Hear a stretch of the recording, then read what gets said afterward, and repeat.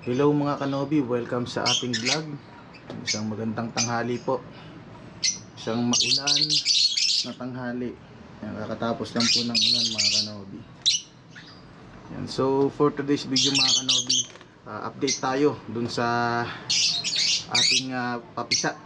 Silipin natin kung gaano na sila kalaki. Yan. Tapos tingnan na rin natin yung ibang nest box kung ano pang nangyari. Baka meron na tayong mga bagong itlog. Yan. So kung gusto nyo kami samahan today, tara!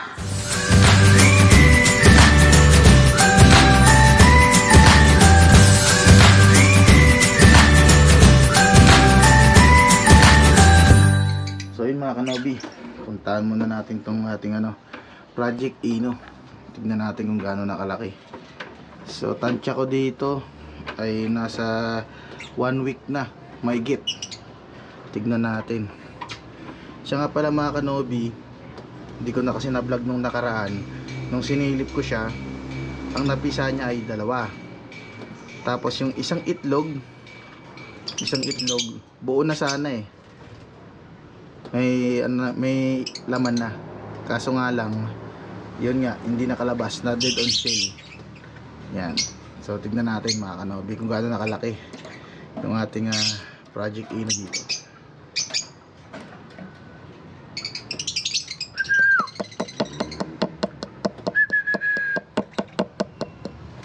Silipin ko lang po ang inyong mga babies. Ayan, lumabas yung hen.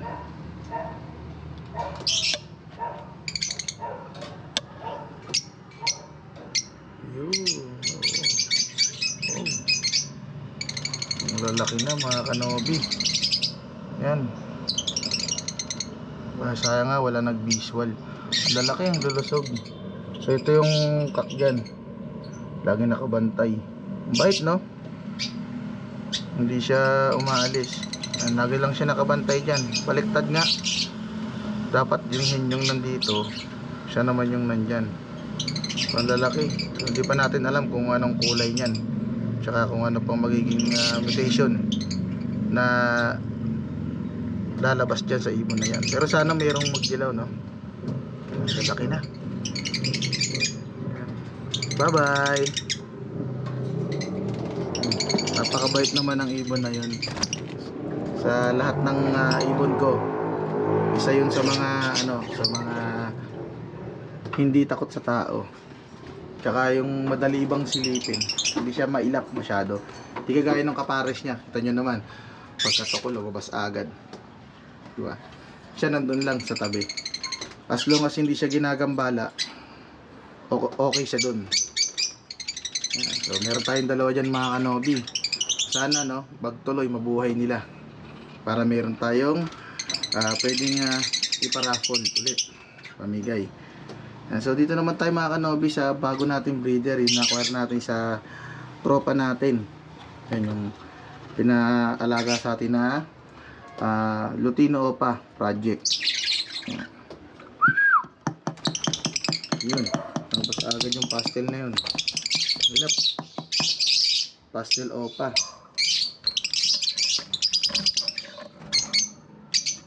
So yun, wala, negative pa rin mga kanobi. Wala pa rin itlog. Yan. Pero okay lang yan. Hindi ko gaano kasi masipat yung hen, malikot masyado. Saka di ko rin alam kung alin dyan yung hen. Kasi nang binigay sa atin to, nakuha natin, hindi na napaliwanag nung pinanggalingan. Pero sigurado to na Lutino Opa project, kasi nakapagpalabas na to ng Lutino Opa. Yan. Excuse me mga kanobi. Yan, nakapagpalabas siya ng Lutino Opa. Yun nga yung Lutino Opa na galing sa yung hawak natin ngayon. Yung galing sa kanya, yung hina-feed natin. Yan. Yung Lutino Opa na yun mga kanobi pala, ay hihintayin lang natin na tumuka. Yan, palalaki natin, tapos tumuka, tapos ibibigay din natin sa isa nating tropang mag-iibon. Yan, sa mga next episode na lang mga kanobi. doon natin i-reveal kung kanino. Kung kanino yung ano na yon, yung Lutino Opa na yon. Yan. So dito naman tayo sa ating ano, Opa Pail project.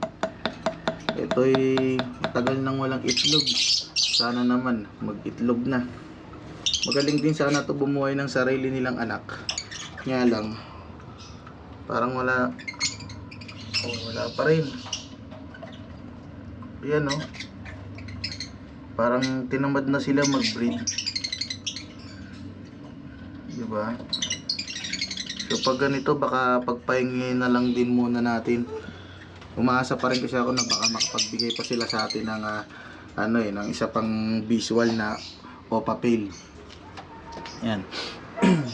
Kaya hindi ko muna sila inaalis. Excuse me mga kanobi. So sa dalawang cage natin mga kanobi, dalawang nest box pala, wala, negative. Tapos dito sa ating Project Ino rin, tingnan natin. Sila yung nabugukan ng itlog. Tingnan natin kung meron laman. Sana meron na. Grabing ilap. Wala pa rin. Hindi ko rin nakikita rin kasi nag-animate. Ang bilis niyang pumasok sa loob. Kaya alerto dapat. Minsan pag nakaalis pa lang yung kamay natin, pumapasok na siya. Nakabukas pa yung may awang pa. Pwedeng makatakas. So dito wala rin. So isa lang talaga yung meron tayong painakay na na dalawa. Tapos mga kanobi, meron pala tayong ilang pagbabago sa ating mga parisan. Yan, unahin na natin yun dito. Yan, dahil nga dito mga kanobi, yung itlog niya ay mga nag-infertile na naman. So kinuha na natin, dalawang clutch na sila. Wala talaga nangyari. Binaklas ko na. Ganon din yung nangyari dun sa albino na yun, nung dati niyang kapares na blue opa. Nakatatlong clutch din sila, puro infertile. So yung albino kasi natin mga kanobi, hindi ko alam talaga kung matanda na ba yan o o bata pa. Na-acquire ko kasi siya way back 2020 pa, na nabili ko sa isang tropa din. Hindi naman ano ba tawag dito, hindi dineclare nung seller kung anong edad niya, basta matured lang. So tayo nun, hindi pa tayo ganong marunong mag-ibon. Ingay ng ibon natin. Hindi pa tayo ganong marunong mag-ibon nun. Basta lang tayo bili ng bili. Kaya yan. So ang naiwan dito mga kanobi ay yung Parblo natin. Parblo turquoise Parblo Opaline na hen. So ang gagawin ko, kasi nga wala na siyang kasama, paparisan ko na lang siya ng isa pang kak na Parblo. So meron naman tayong available dito, yung matured din na Parblo Ewing Opa kak. So tignan natin, baka makapagbigay naman sila sa atin ng kahit ilang pirasong inakay. Yan. Tapos dito mga kanobi, yung albino na galing dyan, nilagay muna natin dito. Yan. So sinamahan natin ng isang kak. Yan, proven kak tong na yun eh. Tignan natin kung anong mangyayari sa kanya. Kung kasi baka mamaya hento eh. Kaya pala hindi kasi hindi naman siya nangingitlog eh. Ang ingay mo. Ang ingay ng mga ibong to. Oh. Bira lang kasi ako mga kanobi pumunta rito. Kaya pag nakikita nila ako, yun, grabe yung ingay nila. Pero pag wala naman ako dito, tahimik yung mga yan. So, parang sila sa tao. Pag nakikita nila ako nagtatambay dito, so, parang masaya sila. Diba? Ayun yung ating Lutino pa. Diba? Medyo mataba pa rin siya. Pero niya, wala na siyang sapola. Ginagawa ko pala dyan mga kanobi para medyo, kasi laking ibon ginagawa ko sa kanya kapag umaga papakain ako, kunyari hinuhuli-huli ko siya kasi tamad nga siya lumipad eh. Kunyari hinuhuli-huli ko siya, Pero hindi ko naman nahawakan. Yung tamang huli lang tatakmahin kunyari para maano siya, ma-exercise. Yung mag-ano-ano ba siya, mag-dapo-dapo kung saan-saan. Kasabay na rin ng mga ito. Yan. Pero hindi ko naman sila hinuhuli. Parang kunyari lang nahuhulihin mo para papwersa itong lumipad. Hindi naman sila nabubulabog kasi kung nabubulabog yan, kita nyo naman. Diba? Gustong gusto nga nila yan kasi parang nakikipaglaro sila sa akin. Yan. So, kasi talaga tamad lumipad. Tingnan nyo, laki oh. Taba. Oh. Kinahin yung dating. So, balik tayo dito mga kanobi sa albino. Yan. Ilagay ko muna siya dyan kasama ng proven cock na yellow bull natin. Tignan natin. Pangalawang araw pa lang nila to na nandyan magkasama. Wala naman silang mga sugat, di naman nagpapatayan, diba? Saka itong nilagay natin siya ng takip para di mo na pumasok kung sakaling hen nga to, diba? Sana malaman na natin yung gender niya. Pinares ko na sa dalawang hen, wala talaga, baka sakak umubra, baka hen nga to. So, medyo nagtatabi-tabi naman sila, hindi naman nag-aaway. Tapos pala mga kanobi, yung galing dito, yan, na galing dito ng mga ibon, ilagay ko muna dito sa flight. Yan, ilagay ko muna sa flight. Kasi nga, ang tagal na nilang hindi nangingitlog. So, duda ko yung pinares ko na yun, na copa-pail natin, ay isang hen. Duda ko lang. Pina-check din natin sa mga tropa nating nag-iibon talaga, yung mga matatagal na sa larangan ng pag-iibon. Yun nga, sabi nila mukhang hen. Hindi pa kasi tayo kanobi mga expert talaga. Hindi pa tayo expert na tumingin sa mga ibon kung anong gender talaga. So nilagay muna natin sila dito. Yan. Kung magtataka kayo bakit kakaunti na lang sila. Yung mga ibon kasi natin na nandito, yung mga green, yan, ano na natin, ibibigay na natin ngayon sa isa nating tropa. Yan, kumbaga parang ireregalo natin sa nating tropa. Yan, bibigyan natin. Tara, puntahan natin dun sa loob. So yun mga kanobi, ito yung ipapadala natin ngayong araw sa ating kaibigan mag-iibon din. Yan, dalawang pastel post-ino, tsaka dalawang green post-pale, possible split opa if cock kung may mag-cock dyan. Pero tingin ko may cock yung isa dyan kasi yung dalawa dati nagpares na yung dalawa. Sila yung mga siga dun sa ating flight cage. Yan, papaship natin to maya maya. Kinuha na rin natin. Yan. Tapos mga kanobi, dalawa na lang sila dito.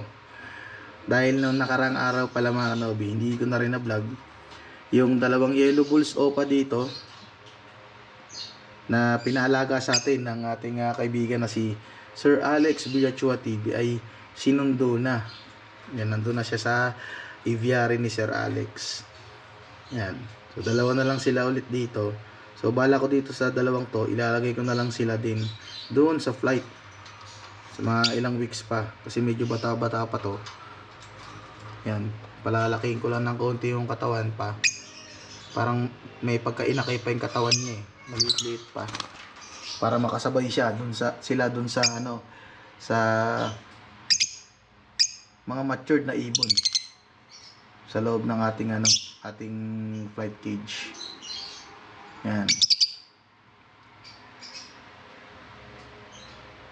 Ganda ng mga pastel.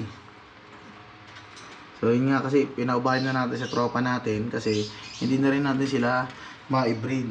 Kulang tayo sa cage. So tama na yung gano'n nating cage. Ilang piraso. 8 breeder. Yan. So marami kasi tumatanda tayong ibon na hindi na nakakapag-breed. Sayang naman. So dun sa pupuntahan nito, sigurado makakapag-breed na sila. So itong ibon natin, matagal na sa atin to. Tingnan mo, maamo pa. Hand feed kasi natin to dati. Yan. Kung naalala nyo yung mga video natin na nag-ano feeding tayo, yung pastel doon, ito yun. Diba? Tagal na sa atin yan. So ngayon, meron ka ng bagong amo. Yan, magparami ka doon ha. Yung kapatid kasi nito, dalawa sila doon eh. Isang yellow ball din. Yung yellow ball, pinakawala ng anak ko. Ayun, wala na. Di na bumalik. So ito, siya na lang naiwan. Kaya may sing-sing pa yan. Ayan, kulay violet. Kita ba? Ayan. Tapos ito naman dalawa na to. Dalawang post pail na to. Galing naman ito sa kaibigan natin. Gift bird din sa atin to. Kaso nga lang, di na natin nagamit. Matagal na rin. Mga 2 years ago na ata.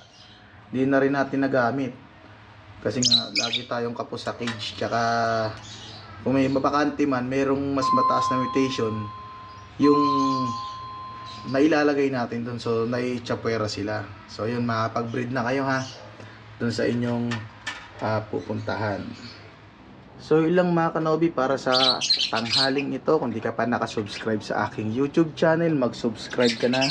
At pindutin mo na rin yung notification bell para lagi updated sa mga bagong videos na gagawin ko dito sa aking munting ibunan. Yan. So, hindi mo na mini-ibiri, munting ibunan muna. Maiba naman. Lagi na lang kasing ganun. Ayan. So, ilang mga kanobi. Like, share, and subscribe. Ingat!